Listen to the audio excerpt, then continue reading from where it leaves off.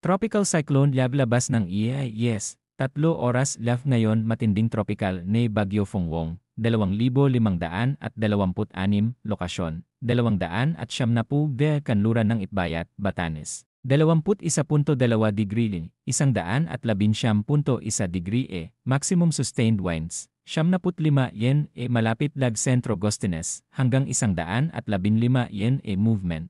North-northwestward lie 10 ADN. Sa kanlurang bahagi ng Luzon, ang hangin ay katamtaman hanggang sa malakas, lumilipat mula sa hilagang kanluran hanggang sa timog kanluran. Ang mga dagat ay magiging katamtaman hanggang sa maalon na may mga alon na tinatayang nasa pagitan ng 2.5 at 4.0 metro. Ang maliit na sasakyang dagat ay dapat na iwasan ang pakikipagsapalaran sa malayo sa baybayin. Sa nalalabing bahagi ng Luzon, asahan ang katamtaman hanggang sa malakas na hangin mula sa timog kanluran hanggang sa timog. Magiging katamtaman hanggang maalon ang mga dagat, na may mga alon na humigit kumulang 1.8 hanggang 3.5 metro, mag-ingat kung nagpaplano kang maglakbay sa dagat.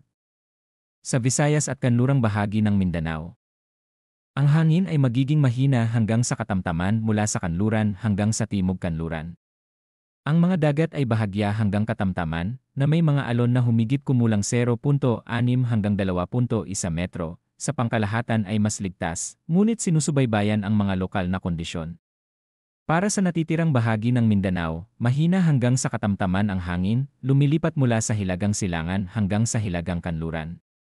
Magkakaroon ng bahagya hanggang katamtaman ang mga karagatan, na may mga alon na 0.6 hanggang 1.5 metro. Tandaan, maaaring mabilis na magbago ang mga kondisyon. Ang mga marinero, mangingisda at mga residente sa baybayin ay dapat kumuha ng maliliit na sasakyang dagat. Iwasan ang mga nakalantad na tubig kung saan pinapayuhan, at sundin ang mga tagubilin mula sa mga lokal na otoridad. Iyan ang iyong marine update, manatiling ligtas at tingnan ang pinakabagong hula bago lumabas.